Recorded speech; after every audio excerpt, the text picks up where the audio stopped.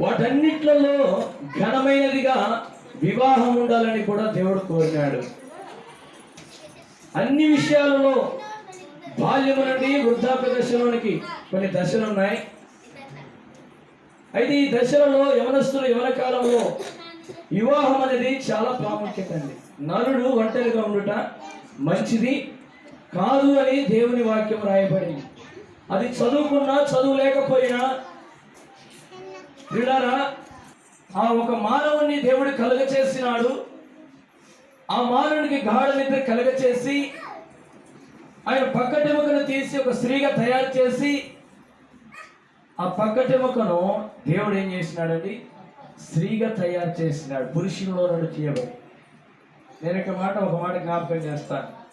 పురుషుడైతే మట్టితో తయారు చేయబడినాడు, స్త్రీ అయితే ఎముకతో తయారు చేయబడి. పురుషుడైతే ప్రియులారా కొన్ని విషయాలలో లోబడతారు, ఎట్లా తిప్పితే అట్లా మనిషిపోతారు. ఎందుకంటే మట్టి కాబట్టి ఎట్ట మనిషిన మలుస్తారు. కానీ స్త్రీ మాత్రము ఎముకతో చాలా గట్టి.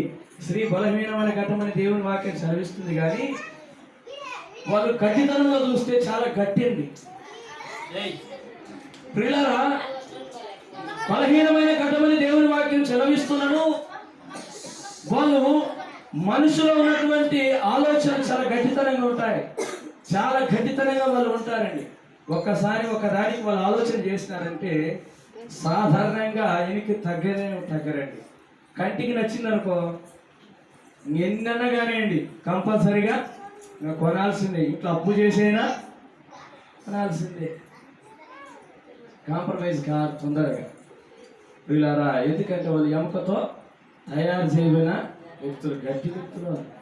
మనం అనుకుంటాం స్త్రీ ఏం చేత కాదులే, మనం చెప్పినట్టు పడి ఉండాలిలే అని పురుషులు అనుకుంటారు. కానీ కాదండి.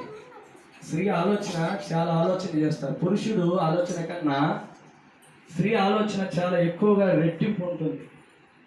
కుటుంబ బాధ్యతలన్నీ కూడా స్త్రీ ఎక్కువ ఆలోచన చేస్తూ ఉంటుంది.